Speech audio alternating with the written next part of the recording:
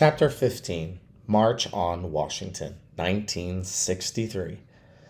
The nation and the world watched nonviolent protests become violent, not by the actions of protesters, but by police. Many battle worn young activists became frustrated. They were frustrated by Dr. Martin Luther King Jr.'s faith in nonviolence because black people were being beaten, jailed, and killed. Many started listening to another leader, Malcolm X.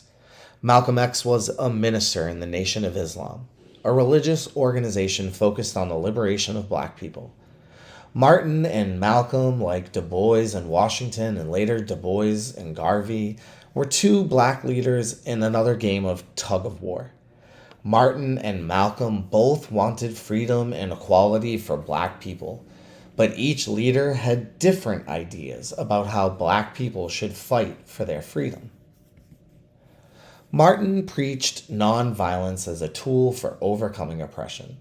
Malcolm preached self-defense and freedom by any means necessary. Dr. King and other activists had been working with political leaders to pass civil rights laws. They planned a huge televised rally for August 28, 1963 in Washington, D.C., the March on Washington for Jobs and Freedom.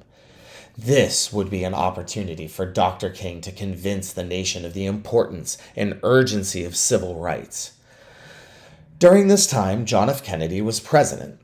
Although the event was organized by civil rights groups, President Kennedy's administration knew the world would be watching. So they approved the speakers and the speeches, which meant there were some who got a microphone whose voices were heard, but many others who were silenced by the White House and by black male leaders of the civil rights movement. Like black women. Daisy Bates read a short vow, a pledge on behalf of women working within the movement.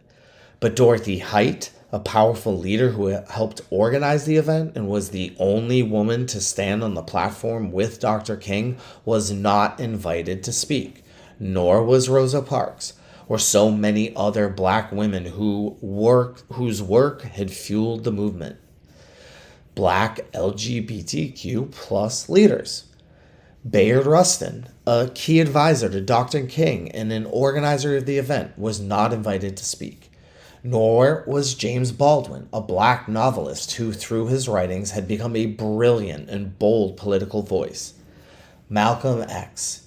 He attended the event but was not invited to speak. But a black woman did sing, Mahalia Jackson. As the civil rights movement pushed on, Jackson had been using her voice to lift the spirits of black people across the segregated South. In fact, Dr. King himself would call Jackson whenever he felt discouraged, just to hear her sing. And on this day, she sang and encouraged the nation. At the march, approximately 250,000 activists and reporters from around the world walked to the area between the Lincoln Memorial and the Washington Monument.